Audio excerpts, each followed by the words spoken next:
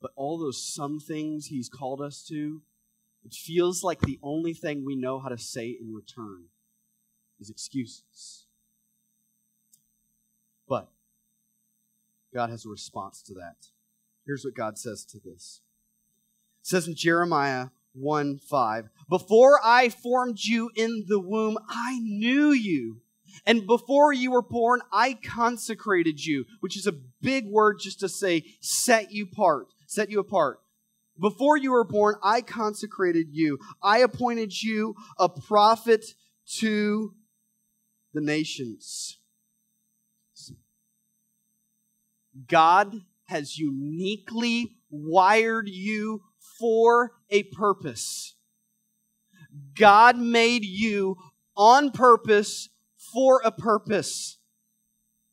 You matter into the huge, grand scheme of God.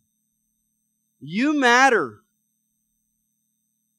And I'm telling you, you might forget everything else that I say this morning. Honestly, you can forget everything else I say this morning. You can ignore the rest. But I'm telling you, some of you, maybe just one of you, you came to church this morning because you needed to hear this. You need to write it down. You need to put it on your phone. You need to take a picture of it when it comes up here. These are words that you needed to hear. God had a purpose for you before anybody had an opinion of you. Let me say that again. God had a purpose for you before anyone had an opinion of you.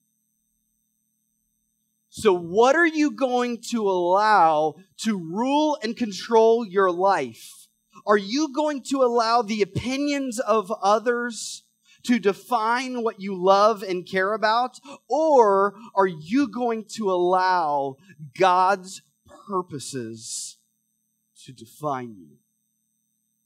Because I'm telling you, God had a purpose for you before anyone had an opinion of you.